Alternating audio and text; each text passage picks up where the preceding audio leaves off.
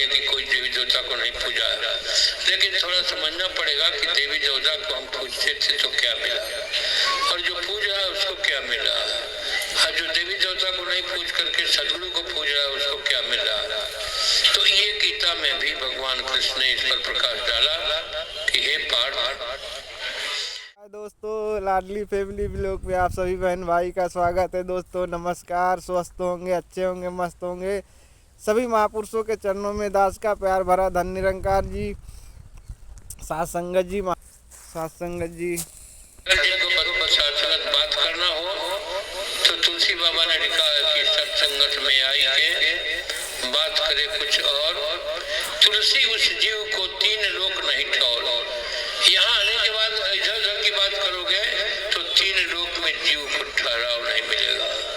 तुलसी उस जीव को तीन लोक नहीं ठौर, तीनों लोक में मुक्ति का छोड़ दो, उसको युक्ति ही नहीं मिलेगा कि आओ यहाँ चुपचाप सुन लो, बच्चे को संभाल करके रखो, क्योंकि आप देवी देवता के पूजने के बाद यहाँ आए हैं। ऐसी बात नहीं है कि कोई देवी देवता को नहीं पूजा है, लेकिन थोड़ा समझना पड़ेगा कि देवी देवता को हम पूजते थे तो क्या मिला, और जो पूज रहा है उसको क्या मिला, और जो देवी देवता को नहीं पूज करके सदगुरु को पूज रहा है उसको क्या मिल रहा है।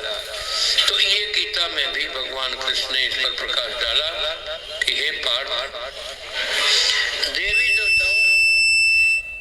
देवी देवताओं को मंदिर में प्रतिष्ठान करके, देवी देवताओं को, उनकी मूर्ति को मंदिर में प्रतिष्ठान करके जो फूल और प्रसाद चढ़ाता है, उसके चढ़ाए हुए प्रसाद को मैं ही सूक्ष्म रूप में ग्रहण करता हूँ। थोड़ा ध्यान देने की बात है। हर संसारिक पदार्थ देवी देवताओं के माध्यम से उस भगत तक पहुँचाता हूँ जिसका मन देवी देवताओं में पहले से लगा हुआ है। अर्जुन पूछे कि महाराज, देवी देवता स्वयं ग्रहण नहीं करते हैं? बोला नहीं करते हैं। स्वयं आशीर्वाद नहीं दे सकते हैं? नहीं दे सकते हैं। तो ग्रहण आप करते हैं, आशीर्वाद आप देते हैं, फिर बीच में देवी देवता के पूजने की जरूरत क्या है? तो भगवान कृष्ण कहते हैं कि हे पार्थ, देवी देवता मेरे मान और प्रतिष्ठा है।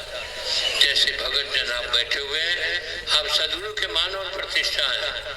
नहीं होता है कि हमारे घर का मेहमान है, पूजने के योग्य है, हमारे मान प्रतिष्ठा है, इनके कारण हमारी प्रतिष्ठा बची हुई है।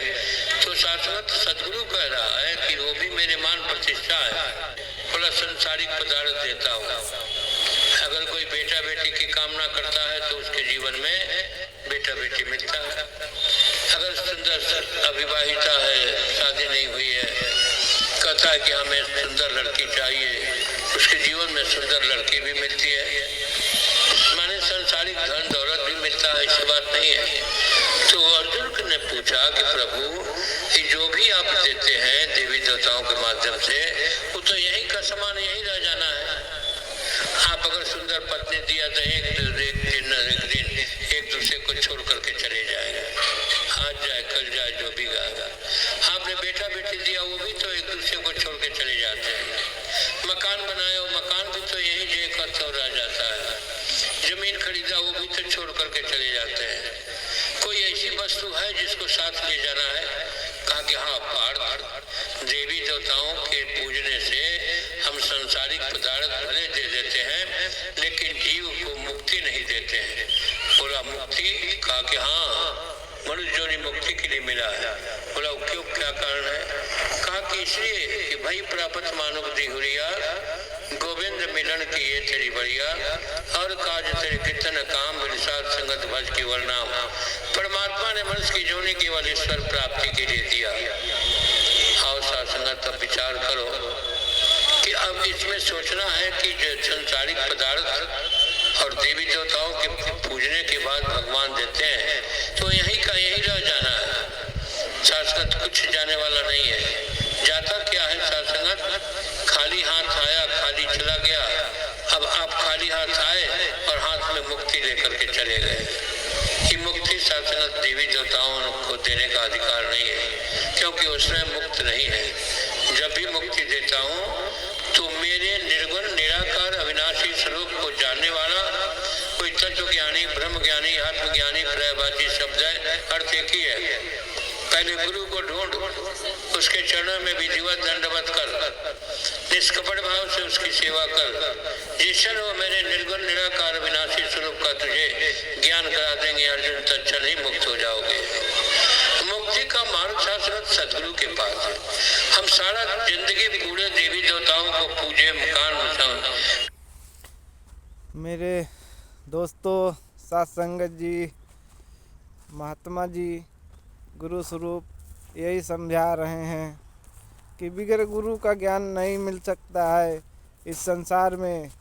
यह जो कर लो, अगर मुक्ति पाना है तो ये मानव जीवन जो मिला हुआ है, सतगुरु की ज़रूरत आवश्यक है, ज़रूरत है। बगैर गुरु के बिना इस जो है आत्मा को मुक्ति नहीं मिल सकती। परमात्मा सब कुछ दे सकता है, धन दौलत, बीवी बच्चे, सब कुछ दे सकता है, लेकिन ये मुक्ति सतगुरु दे सकता है, जो कि सतगुरु की ही कृपा से ये परमपिता परमात्मा का दर्शन होता है, दीदार होता है इस निराकार का, और सतगुरु की कृपा से ही मुक्ति मिल सकती है। दोस्तों, ये वीडियो कैसी लगी कमेंट में ज़रूर लिखना, और चैनल को लाइक सब्सक्राइब ज़रूर करना। दोस्तों, साथ संगत जी, फिर मिलेंगे आपको एक नेक्स्ट वीडियो में। तब तक के लिए बाय दोस्तों।